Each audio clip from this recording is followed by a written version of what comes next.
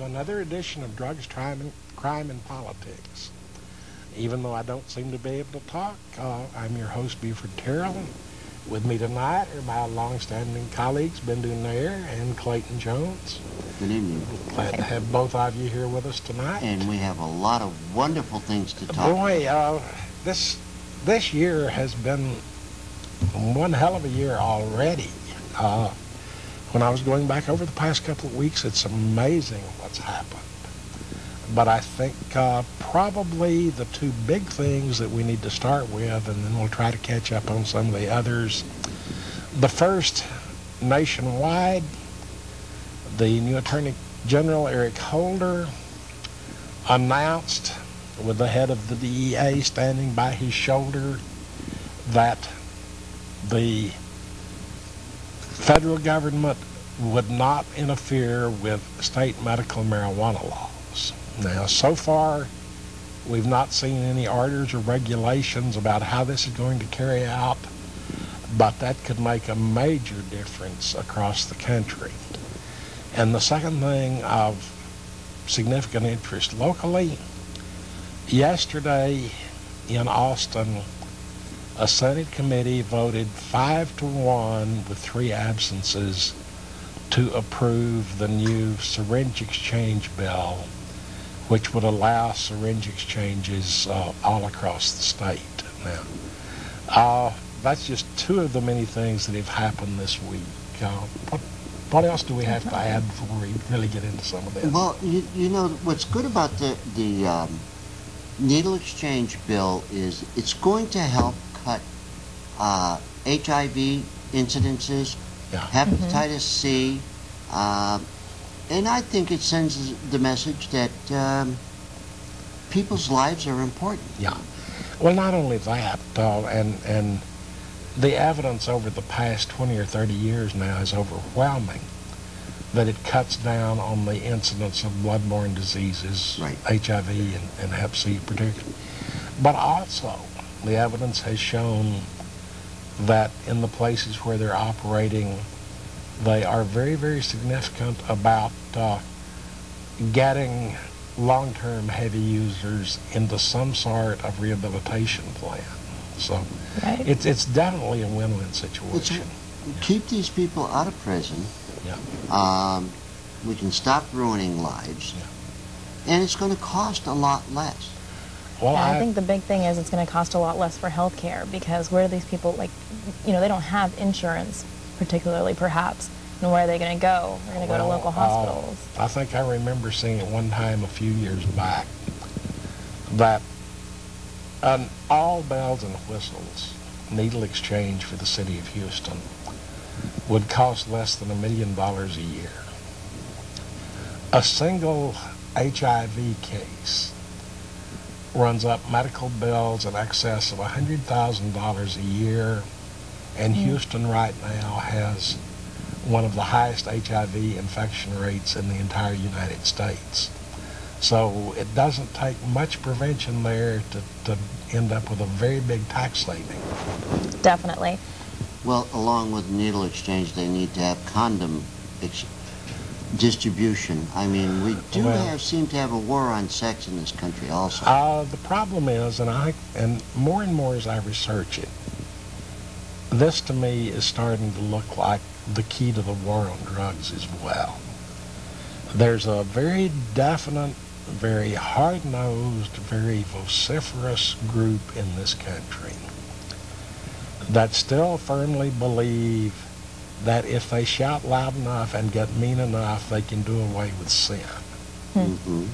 And it's really killed us on things like drug law reform, sex education, abortion rates, sexually transmitted diseases, bloodborne diseases. Frankly, if I had my way, and this is drifting over into another subject, I would put big bowls of free condoms by the doors to every high school in the country and on the bar in every bar and nightclub in the country. Definitely. Well, there's many young people is getting pregnant today, high school children. These are children raising children. We as a society should have more compassion for them. I don't get so upset about the pregnant teenagers. That's because I'm a child of the 50s. And when I was going to high school, most of my classmates got married as soon as they graduated from high school and got pregnant immediately if they weren't already. Mm-hmm. They were, any way you look at it, teenage pregnancies, but there's a big difference in the kind of teenage There's pregnancy. a much larger context difference, but the thing is, it's the treating children like children and making sure that they're ignorant, making, not realizing that they can make their own decisions. We need to give them rational information. Well, this applies to the drug war. This applies to the war on sex, as you called it. But yeah, we need to present people with real information. If I had my way, every time a school board or a PTA in this country had a meeting, there would be a great big sign up on the wall that says, "Kids have sex, period. What you going to do about it?" Question mark. Right. I mean, look at Bristol Palin and their abstinence. They say, well, let's teach abstinence. The first time you show me any high school class where everyone in the class not only makes an A+, but makes an A+ a year later when I show up and give them a pop quiz on the same subject, then I might start believing in abstinence education. But yeah, well, going back to the needle exchange resolution, if anyone wants to get involved, I guess March 17th, SSDP, the Students for Sensible Drug Policy chapter at U of H, will be having their lobby day. You can find out more information as they plan it out, and also on their website, which is I think it's ssdp.uh.blogspot. Also, they're on Facebook, so if anyone wants to find out more about them. But when I was looking through the news this week, I felt like I was having deja vu. We're going through all these great changes and amazing things as far as legislation goes, but then I look and I see these tiny little blurbs, call them what you will.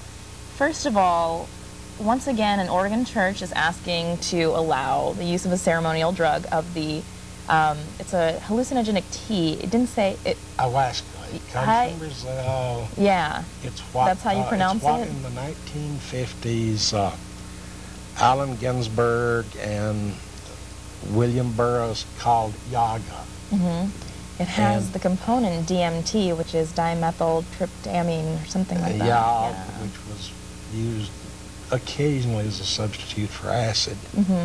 But legally, a congregation of this church in Albuquerque several years ago brought suit against the federal government, claiming that the Protection of Religious Freedoms Act protected their use of the drug. It went all the way up through the courts, and the Supreme Court sustained their right to use this drug. Exactly.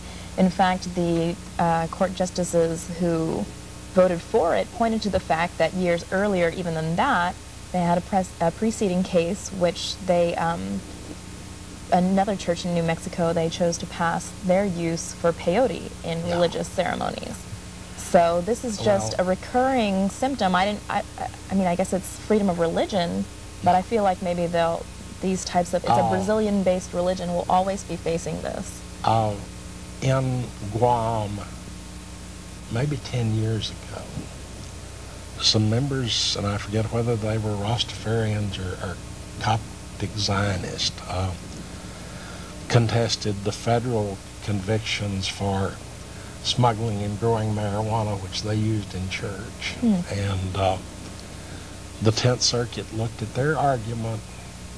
It reversed their convictions for possession of marijuana on the grounds that it probably was protected by the Religious Freedoms Act, and the government had not shown any special need to violate it, but they did not set aside the smuggling convictions on the grounds that the church members did not show any reason why they had to import their marijuana instead of grow it themselves. So they actually made it almost acceptable that they would be able to grow it themselves. Yeah, but the 10th Circuit, looking at Guam, comes under a very different set of rules.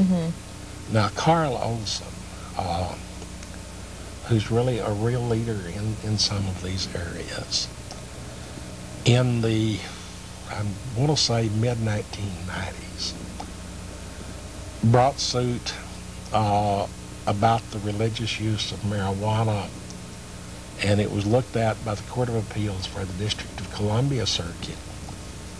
And the court at that time said that even if that was a protected religious activity, that they would not go into the government's claim that marijuana was so subject to abuse that they had to suppress it anyway. Now, Carl is bringing, in effect, the same suit up again through, I think, the 8th Circuit, claiming that the Protection of Religious Freedoms Act changes the balance in that equation. And frankly, the way I read the Espiritu Santo case out of New Mexico, I think he's right. The balance has changed. Now, the 8th Circuit turned him down. He has, I believe, filed for cert in the Supreme Court, but I don't know where it stands now. But there's some movement in that area. Definitely. Yeah, it just seems to be a recurring situation. The other kind of news story that I felt was a recurring situation is at University of Georgia. Basically, the students there, it's a normal chapter at the campus. Exactly. They have a logo. I guess the UGA mascot is a bulldog. Yeah. And yeah, they have one. Against an arch, and the Right. new logo has the bulldog smoking a joint leaning against Exactly. So their student organization, their student governance, basically asked them to, take this off the It record. wasn't the student government, it was the university's legal counsel claiming that it violated the university's trademark. Right, I guess exactly. But the first people who asked them was the Center for Student Organizations. They asked them to remit any and all T-shirts that they had or anything with the logo, which for anyone who's ever run a student chapter knows that you probably spent a lot of money on those T-shirts. So that's first and foremost one of the things that they had to face. But the fact of the matter is, it's just, okay, first of all, they said, what is our right? We have this right to have this. It's a hypocritical stance that the university has on recreational drugs. They need to stop sending that, the officials should stop sending their dangerous alcohol-only message. But furthermore, it's just that they're protected under political satire and copyright rights like that. Here we're getting into some nuances of First I want to see what Amendment your law. opinion was on this, because whether or not it's a copyrighted logo. After the bad experiences, primarily of Harvard, who did not protect any of its marks early in the 20th century, and things named Harvard and things painted crimson and things saying Veritas popped up all over the world, and Harvard couldn't do anything about it. Universities started registering their logos and slogans as trademarks, and that gave them a legal basis to stop other people from using them commercially. However, the law dealing with trademarks only prevents commercial exploitation that would confuse the customer.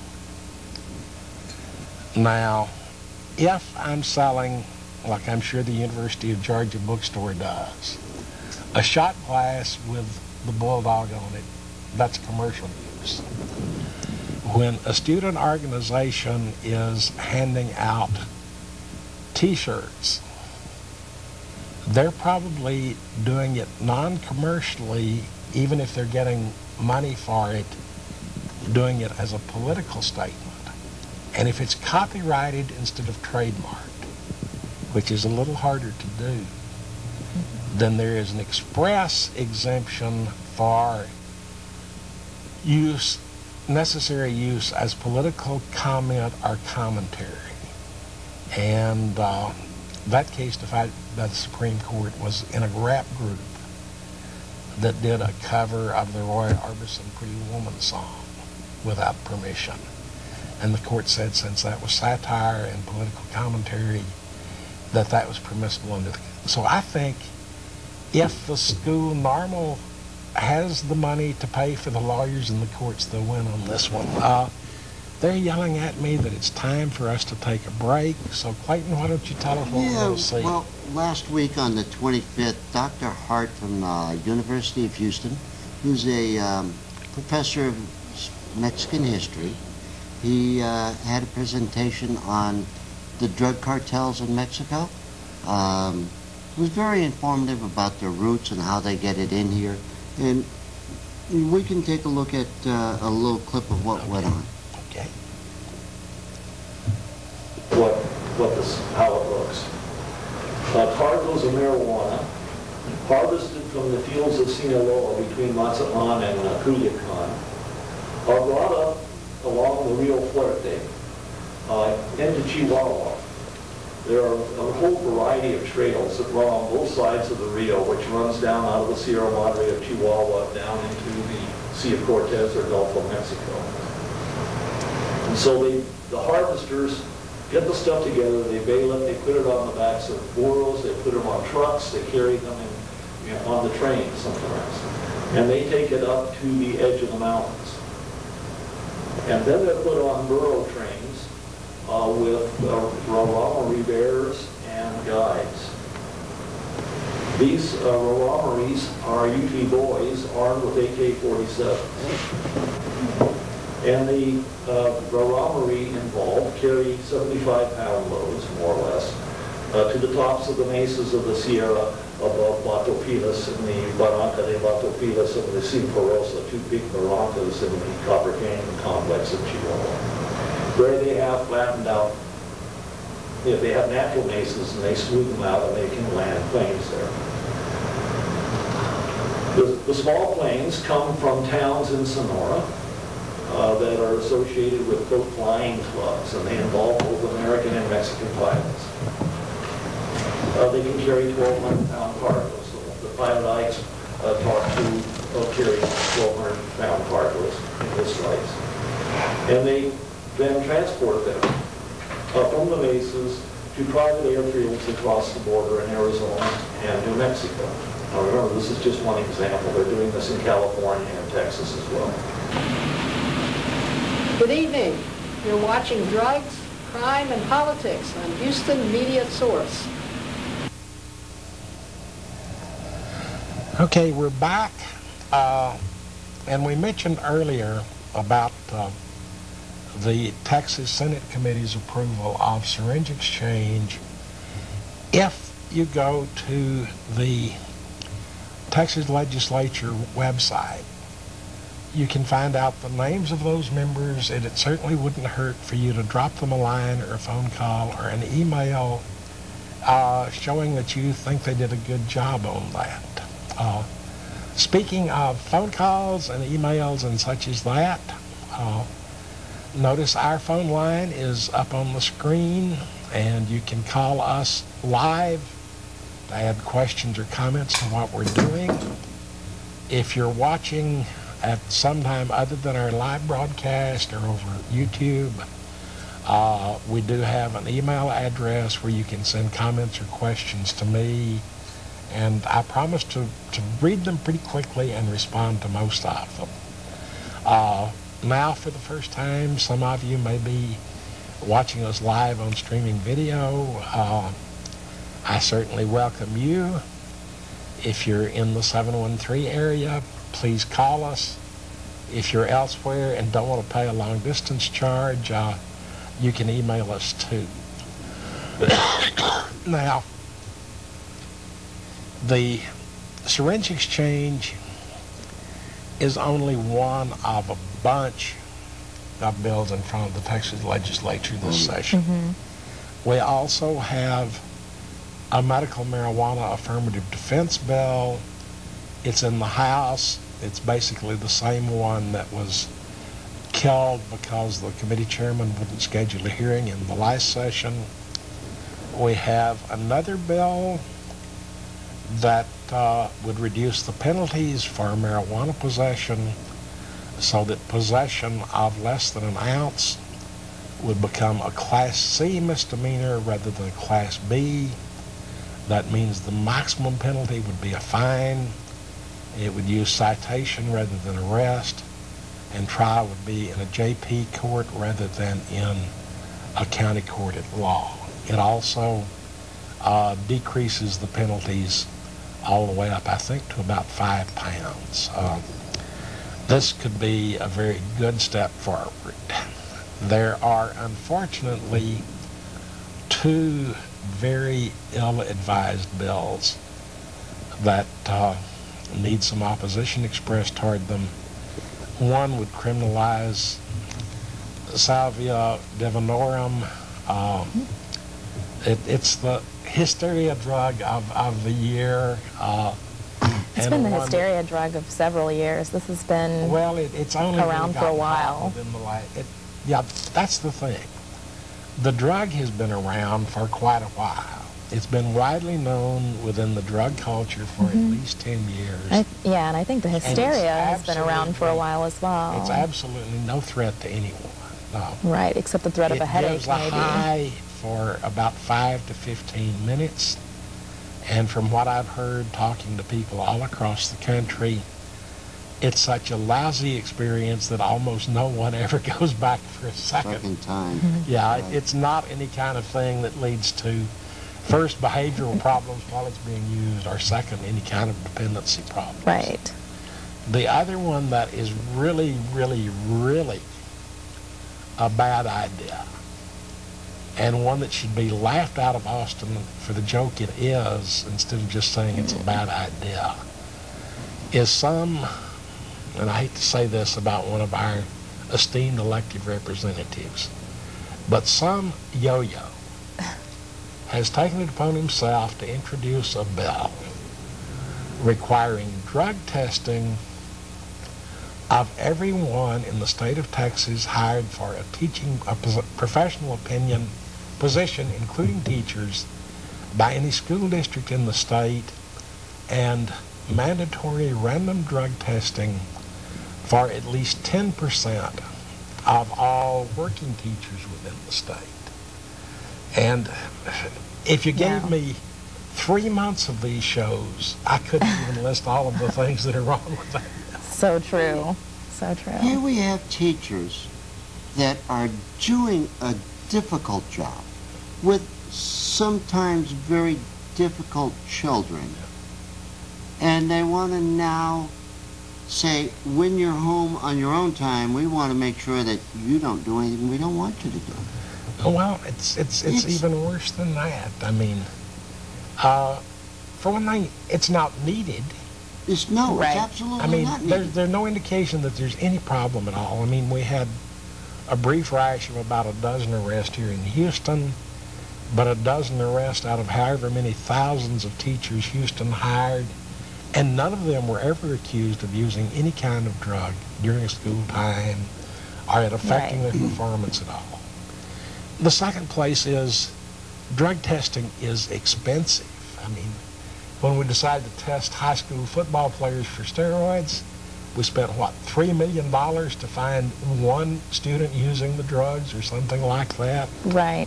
I wonder how much of this is being funded by actual drug testing companies, just as the whole ONDCP went on to a countrywide tour where they were promoting to individual schools, and essentially what they were doing is going to large cities, but then inviting only very small ISDs from smaller cities that could probably use some of the revenues that perhaps they were being paid by these drug testing companies. Two things. And these drug testing companies were promoting it. Now, a lot of the school districts actually received federal educational grants to pay for it. And they keep talking about private employers that use drug testing for employment physicals. Hey, there's a good reason for it. The federal government under Reagan required insurance companies both workers' compensation and job site liability insurance companies to give discounted rates to employers who drug tested. And the employers figured out they could save more on their insurance rates than the drug testing cost them. So it was a case, frankly, of the federal government bribing employers to use drug tests. Right. Money versus an individual civil rights. Yeah.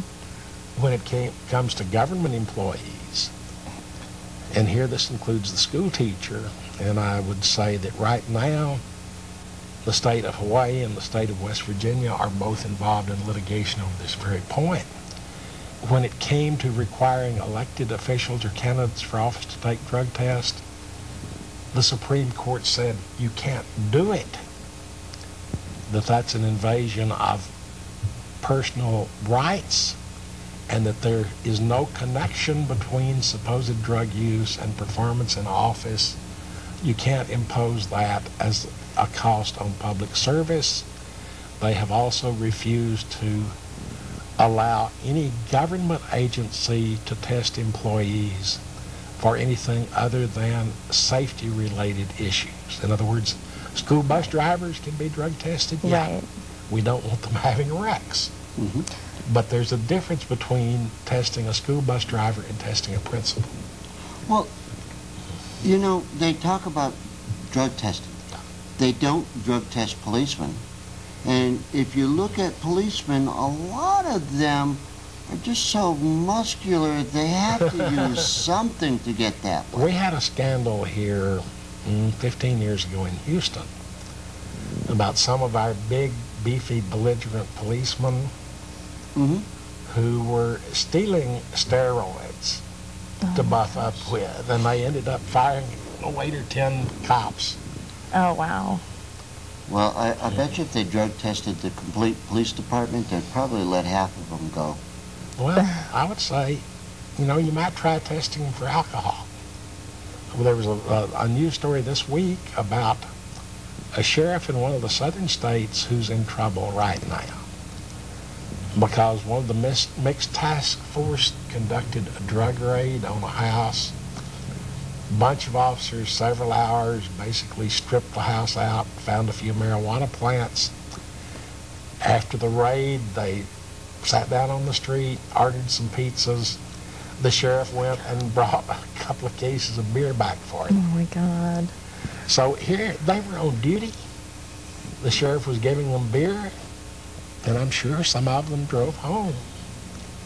So, yeah, it's one of those really schizophrenic splits on how It just seems so illogical that they get some people over here that they're going to test. And then these other ones that are made to enforce it, they're just like excluded.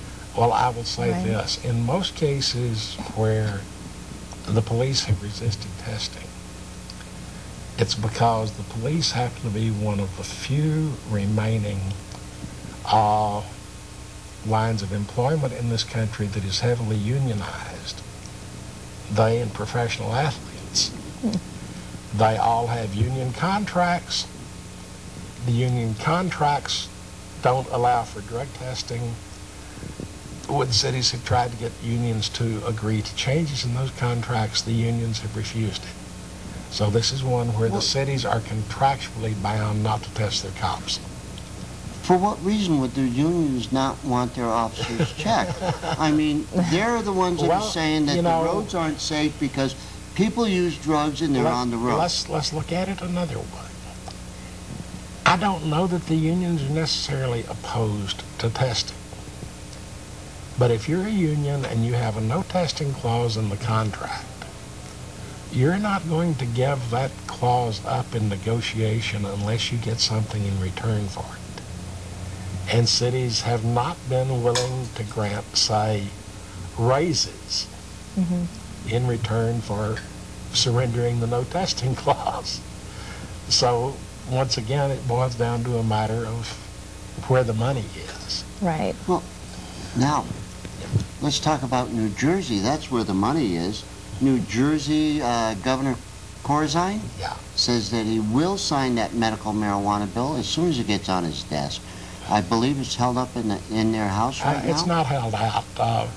We've got to take another break right now, but as soon as we come back, let's talk not only about New Jersey, but a bunch of other states as well. So we'll see you in a couple of minutes.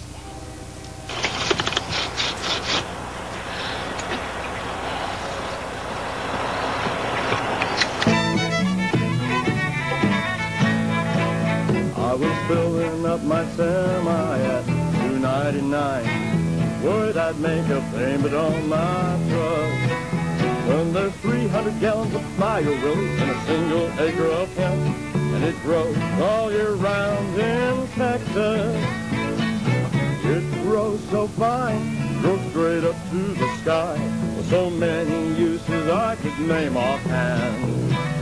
And I love that lowly weed, from its stems down to its seeds, and it grows all year round in Texas. We scratched our independence on paper made of hemp. That's what Ben Franklin's paper mill produced. And unlike a tree, you can cut it when you please, and it grows all year round in Texas.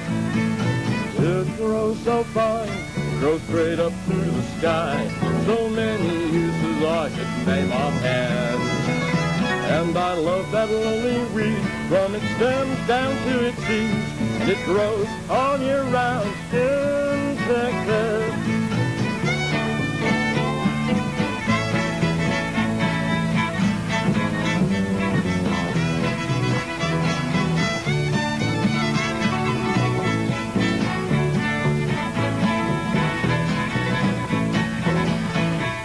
Willie Nelson told me that the farmers got it hard, trying to raise a crop that'll pay the bills.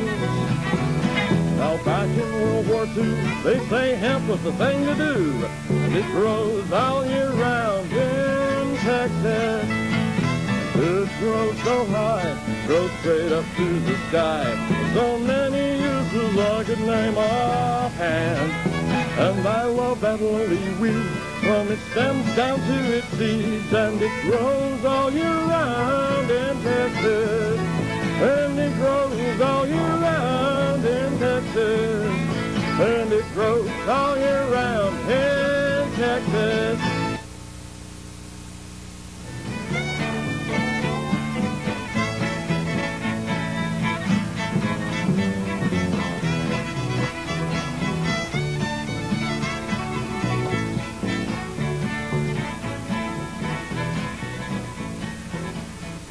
This is a long break.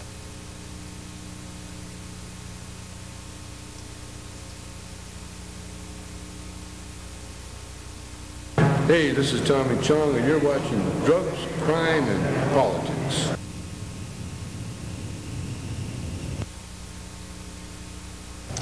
Well, since we've just seen Tommy Chong, this might be a good time to reintroduce you to our new mascot here. And we need some help in finding a name. The best I can think of is Herman Hemp or Clarence Cannabis, and let's face it, those don't show much imagination. No, Mary Jane either. Yeah, No. Mary Jane. Mary they Jane's not beat creative her. enough. So if you've got an idea of what we should name our mascot, please call us or email us on it. We were going to look at what's going on in some of the states, and frankly, it's a hotbed.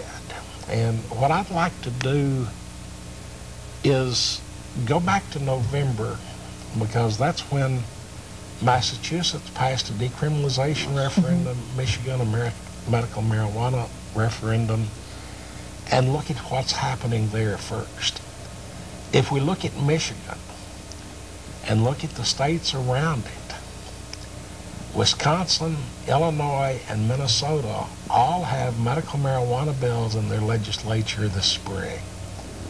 If we go look at Massachusetts and go in its surrounding states, Rhode Island is trying to redo their medical marijuana law to provide for a distribution chain. Yes. Connecticut has they're decrimming because their governor for the last 2 years wouldn't sign the bill. Yeah. Connecticut's trying to decrim. New York has medical marijuana. Vermont, I believe, has a decrim bill. And New Hampshire is talking about both, but I don't believe there's been anything filed yet. So right here, those two votes have turned into real seed beds with stuff spreading out all around them. Yeah. And, you know, in addition to that, I would say it's possible that we would probably be, at the end of this legislative session, we could be as high as 18 states. It's possible. If we look at the states with medical marijuana bills pending right now, we've got Texas that we've already mentioned, Wisconsin, Illinois, New Jersey, Minnesota, New York, and Massachusetts. And in New Jersey, the bill has already passed the state Senate, and the governor has said he'll sign it if it passes. Right. So that's New Jersey is as good as the 14th, but it would be a total of 7 that have it in front of the House right now. So I mean, we'd have up to 20. Desperately fast. It's almost like everybody wouldn't even say the word legalized marijuana 6 months ago. Now they all seem like they're trying to jump on the wagon. Well, on once you've opened the door. If we include the ones on the list, we've got big states here. We've got Texas, Illinois, Massachusetts, New Jersey. If most of those accept medical marijuana, that's probably going to cover close to a majority of the entire population. Right. Now, on decriminalization, the list is slightly different. Here we have Texas, but that's with an asterisk because we're just proposing changing it to a Class C misdemeanor rather than to a civil violation. But we've got Connecticut, New Hampshire, Hawaii, Missouri, Vermont, and Washington, all with decriminalization bills pending. That is 7 states there as well. So that's... This has been, the drug war has been one of the biggest wastes of money, manpower, resources. With all these states jumping on the wagon to reduce penalties one way or another. I've been trying to come up with the way to describe it. And the best I've been able to do is, to me, this is starting to look like a tsunami year. That the wave is just there and it's about ready to sweep. Right. So, I mean, is this a result of the, of the forces of like Marijuana Policy Project and Drug Policy Alliance, or are legislators actually catching on to the fact that, yes, this is a waste of taxpayer money, this is a waste of police time, no, there's no reason for these multiple arrests? The politicians have known that for 20 years. And I have heard from too many people that regularly work with legislators that tell me that when they talk to congressmen or members of legislatures in private, these people admit to them that they realize the law is wrong and needs to be changed, but that they can't afford to do it. They'll lose their position. Right. And what I think is happening is that the violent, and as far as I'm concerned, not to be bemoaned death of the Republican Party has freed up a lot of politicians thinking, and they're ready to actually do what they know they should have done. I believe we've got a caller. Hello, caller, you're on the air. Yeah, I was listening to the show, great topic, and my comment is I think most of the councilmen, the mayor, the politicians, I think they probably will legalize marijuana once they figure out a way that they can fatten their pocket with the tax money and things of that nature. I'm thinking also once the first politician go ahead and is in the corner of legalizing, I'm thinking all the other ones will just fall in line. I think no one wants to be the first to say you would have that finger pointed at him. You were the one who legalized it. But I think once it is, everybody just fall in line and be in our favor of it. Well, I think, Right, thank especially you. following up on that second point, it's not really just a question of who's first. But by now, if we've looked at what's been happening all across the country, there have been enough politicians that have either voted for some sort of legalization move or that have spoken out in favor of it and done so without it costing them their career, that a lot of the fear is lightening up. In Washington State, there's a couple of the politicians that are running on Yeah. decriminalization of the drug war. Another caller. Hello, caller. You're on the air. Hi, my name is Bob. Hi, I'm Bob. wondering, why exactly do you want marijuana to be legalized? Okay. That's a good question. Yeah. Well, why exactly do we need it against the law? Okay, I'll tell you my thought on it. And this is after a professional lifetime of studying prohibition laws of all kinds. And this is simply that prohibition laws do not work, and the costs they impose on society are horrible. If you look historically, and we've got at least 4 drugs that we can trace for long periods of time. Marijuana since 1937, cocaine and heroin since 1914, amphetamine since the 1960s, and we can go back and look at alcohol in Britain from about 1730 to 1750, and in the United States 1920 to 1933.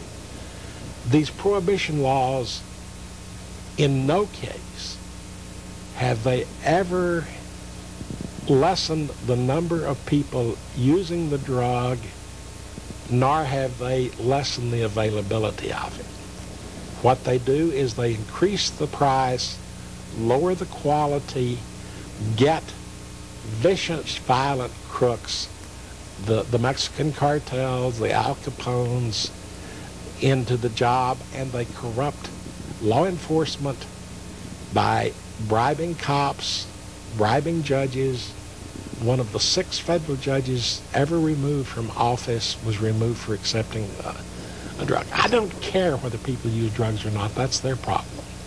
I do care that prohibition laws have these horrible corrosive effects on society and don't stop drug use. We have another caller. Yeah. Caller, you're on the air. Hello? I'm on the air? Yes. Hello, do you have... Do you have a question? I get you to say I'm Gandalf. I just, no. I could Gandalf. say I'm Gandalf, but I never really liked The Lord of the Rings that much to begin with. You had something to say about that. I was just going to say, yeah, why legalize? It's just so funny that after so many years, after so many episodes of this show, you know, this caller boiled down our show to one question. Yeah. And for me, just taking away the whole prohibition, the history of it, absolutely right, it's absolutely correct. Then furthermore, the civil liberties that we're taking away from people, you know, your right to do whatever you want in your own home. To me, it's a paper trail, you know, it's a money chase. You look at the figures, you look at the numbers, and it's like, you know, so for example, in California alone, 2007, they had 16,000 felony arrests, 57,000 misdemeanor arrests for marijuana. And it's like, you know, how much money is being 700,000 arrests for marijuana possession alone. in the U.S. alone? And how, like, are marijuana usage rates going down? No, they're not. We have another caller. Let's take the caller. Hello, caller. You're on the air. Yes, I was reading in the newspaper where the violence at the border with the Mexican cartels, are those drugs coming into Texas, and what specifically are they trafficking? And wouldn't legalizing marijuana cut out some of the danger of the violence that's happening at the border? Okay, thank you. That's a very good question. This is something else I've been preaching lately. About half of the money from drugs coming into this country from Mexico is due to marijuana.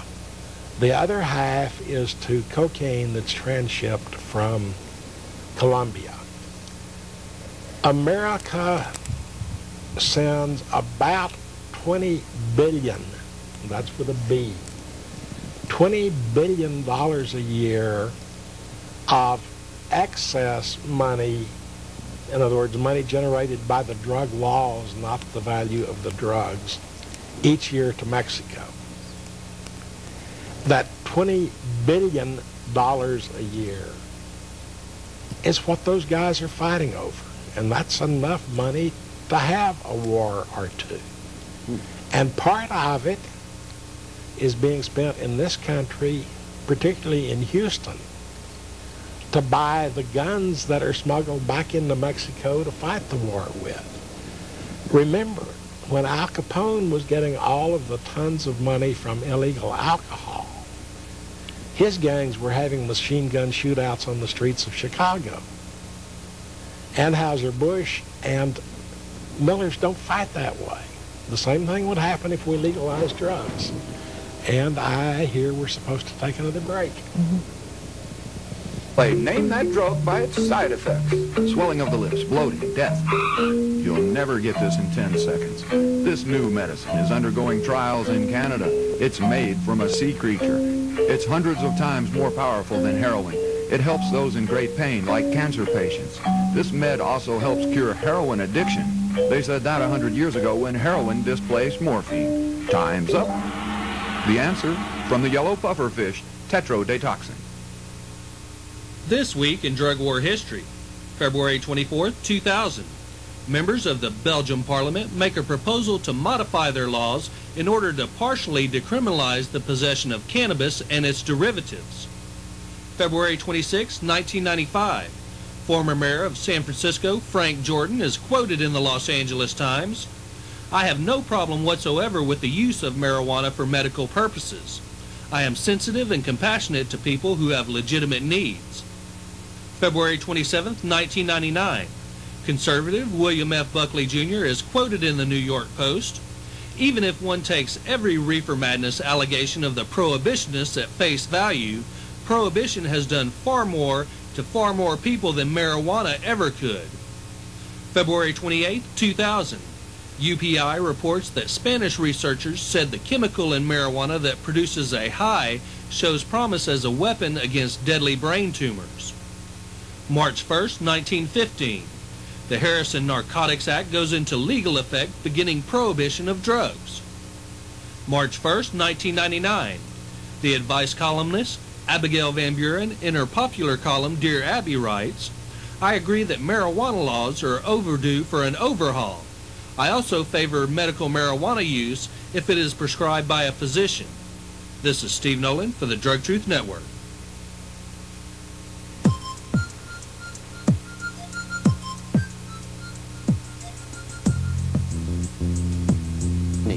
At the time he was arrested. It doesn't say that he actually was. Okay, we're back, and there's another call before we get started again. Hello, caller. Yes. Hello. Do you have a comment or question? Yeah, actually, well, my question is I'm from Maine. Yes. Where the drug laws, well, marijuana laws are sort of liberal, but why doesn't a state legalize it? Okay. That's a good question, and that leads us probably into our last big topic of the evening. California, thank you. California last week has introduced a bill for complete legalization, regulation, and tax of marijuana. The funny thing is, looking at what's been said in the newspapers in California about it, it really hasn't raised a lot of strong opposition, and there's a surprising number of people in favor. Another caller. Hello, caller, you're on the air. Hi, my name's Todd. First of all, I want to say I agree with you guys completely. Marijuana should be legalized. Nicotine, Valium, Vicodin, marijuana, ecstasy, and alcohol, might I say, are wonderful drugs. But shouldn't they also legalize getting your nuts smashed with a hammer? Okay. Actually, that probably is legal.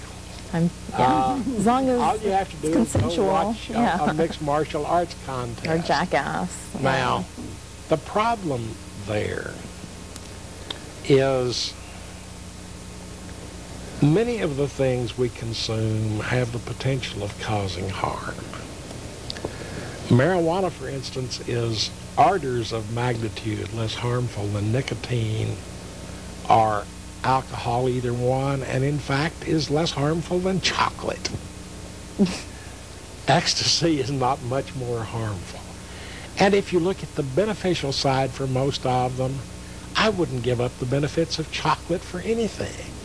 And legalized chocolate. how could you have any kind of social event in this country without alcohol? But we have another caller.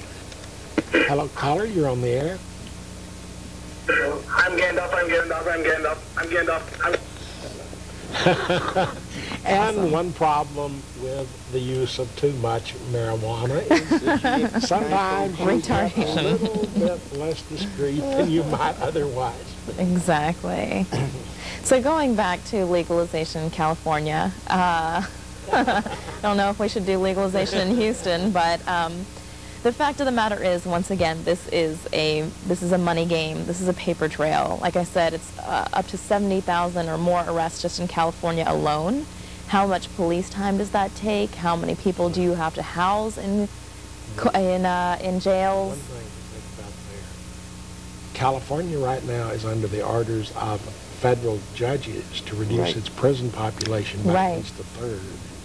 And who knows how far behind Texas is from that kind of... We've been there, and we're going there again. Yeah. Hello, caller, you're on the air. Yes, I was just saying that, yeah, you're all right. It should be legalized. It should be legalized? Is that what you said?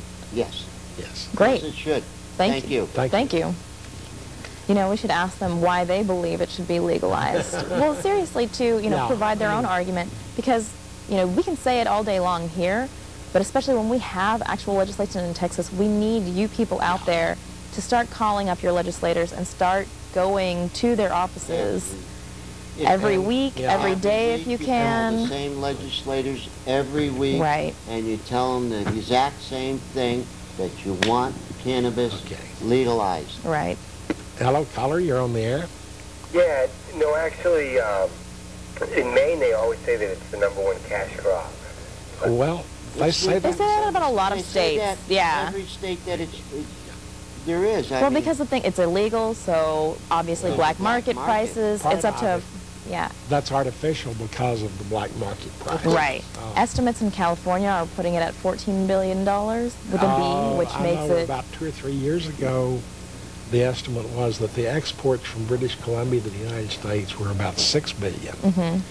But if my figure's anywhere near close, and if we compare it to others, the price right now is at least 100 times higher than it should be, and maybe 1,000. Right. We've got another caller. Hello, caller. You're on the air. Hey, how y'all doing? Good evening. Good evening. I wanted to know, do y'all smoke marijuana? Okay. Yes, I do. Okay. Now, Clayton tells you I am a medical marijuana patient. I am allergic to every pain medication that they have. The last amputation I had no pain medication with it. Yeah. My doctors down at Methodist knew I smoked marijuana, and they actually suggested that if I had some, I could go outside and use it. Yeah. Now, we hide Clayton under a table here, just like we hide part of my big belly. But if you were to see him in the flesh would end at both knees. Well, no, one knee and one hip. Okay, one knee and one hip. I will say what I've said repeatedly over the years. I'm not going to say whether I do or not, simply because saying either way, I think, affects my credibility. I don't want to be thought of as special pleading for something I do. I don't want to be hypocritical. So I would just say that I don't mind. I'm not going to make a public position. I don't mind pleading for my personal position. Well, yeah, okay. But you, once again, with medicine, that's... You have a vested interest, exactly. I'm going to take what the Canadian Prime Minister several years ago said when he was asked the exact same question. That's neither here nor there. That's not the issue here. I will say, as we take this other call, that I will definitely say I don't use heroin, but I'm in favor of legalizing it, too. Hello, caller. You're on the air. There you go. Yes, as a former drug addict, I'm sorry, this is kind of hard to say. I'm Gandalf, I'm Gandalf, I'm Gandalf. I recognize that guy's voice too. Obviously a real winner there that has a lot of time on their hands, but well, that's fairly cheap amusement. exactly, for a Wednesday night. Listen, well, Wednesday night, and you need to smoke another actually, bone, if you look at most of the illustrations of Gandalf that have appeared in the history of publication of the Lords, in a way, I should feel flattered. If I had that tall, bony, skinny figure he had, I would be just happy. We're about to run out of time. That always happens to us. The main thing I want to do is say tonight, I'm more optimistic about the happening of change this year than I have been in over a decade. It's going to happen. But it's going to happen only if you make it happen. It's your country, it's your government, but they don't know what to do unless you tell them. It's vitally important. Visit in person with your representative or congressman if you can. If you can't visit them in person, write them a real honest-to-goddess letter on paper with a stamp. If that's too much trouble, phone call them. They all have either local numbers or 800 numbers, or email them. But it's vitally important that you tell them exactly what you think on these issues, and don't do it just once. In fact, even if you're going to call them and talk on the phone, I would say take a minute or two, take a piece of paper, and just write a little note to yourself of the 3 or 4 main points you want to make, so that you're doing something more than just saying, I think you ought to legalize it. Have a reason, something, think about it, but the most important thing is let them know how you feel. Remember the most important words in our most important document. The Constitution starts out by saying, we the people. But that's true only if we the people take charge. Either of you want to add anything here? Yeah, I do think what you said is extremely important, because I've been going up to the Capitol once a week, every Monday. And every single one of the representatives that I have talked to all say the same thing. The more phone calls I get, the more letters I get, the easier it is for me to move on this project. It is so important that each and every one of these people should be contacted. Exactly. Yeah, you've heard it here. The only way this is going to change is if we have your help. You've been visiting offices, so obviously, these people are, their minds are being changed as well. Buford, you put it pretty succinctly. Just know what your points are going to be and have that prepared. But, it's all the preparation in the world doesn't help unless you actually contact your legislators. So we've got a lot of great websites. We've got a lot of great bills in Texas right now. So now's the time. And let me say, we should have marijuana legalized right here in Houston, if anywhere else. We have the best medical center in the world. We have the best research people in the world. We're out of time, and let me add something. One other person you need to talk to about this is your doctor. Yes. Ask him why he has not snapped in. And with the last 10 seconds, all I can say is I'm glad you're with us tonight. I hope you'll be back in 2 weeks. And good night.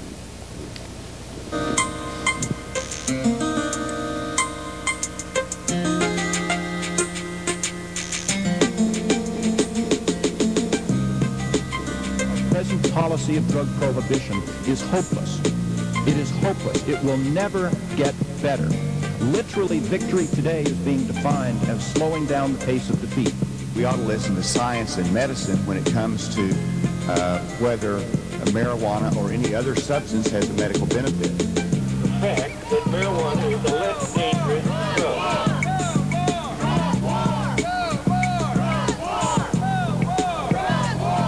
We're going full-blown into a program that has failed and failed every other time we've tried it. Please point out one success in 30 years of an eradication program that has stopped drugs from coming to this country. Point out one success, because I reviewed that research and there is none.